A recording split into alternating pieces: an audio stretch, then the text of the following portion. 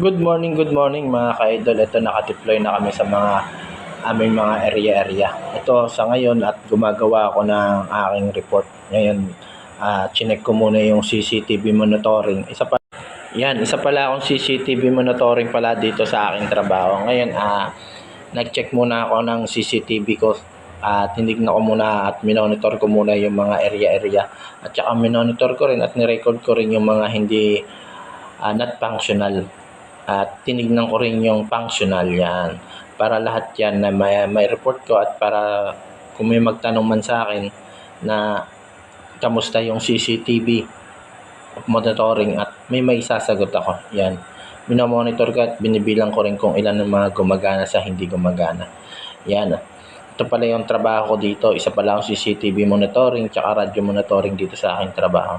Siyempre sabi ko nga, ang salitang pagsuko, hindi ko inisip yan. Kahit masama aking pakiramdam, kahit masakit ng lalamunan ko, pero hindi ko inisip yung salitang pagsuko. Ito sana nga, yan, siyempre, pray lang. Sabi ko nga, Kuya Guard, pray lang, di ba?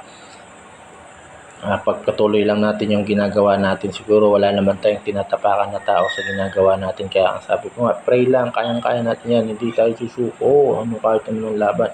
Pero sabi ko nga sarili ko, minsan sarili ko na lang pinagkakatiwalaan ko. Totoo, maamin ako. Nakikisama na lang ako dahil kasi sa nangyari sa akin, nangyari sa buhay ko. Pero okay lang, sabi ko nga sa sarili ko, hindi ako susuko.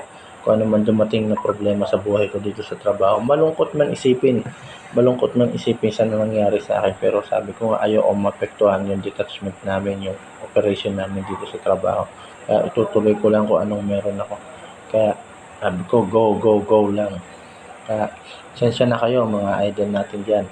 Mga kabady natin yan. Papatuloy ko pa rin yung trabaho ko kung anong meron ako, kung anong nangyari sa buhay ko.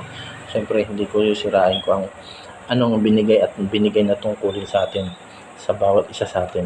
Kaya, sana maintindihan nyo kung anong sitwasyon ngayon nangyari sa buhay ko. Pero huwag kayong mag-alala, hindi tayo magpapa-epekto. Kaya nga sabi ko, hindi sumagi sa isipan ko yung salitang sumuko. Tsaka hindi rin ako marunong tumabla ng tao. Hindi rin ako marunong manlaglag ng tao. Dahil kasi sa tutuusin lang, lahat ng dumating sa buhay ko, pinaghawakan ko.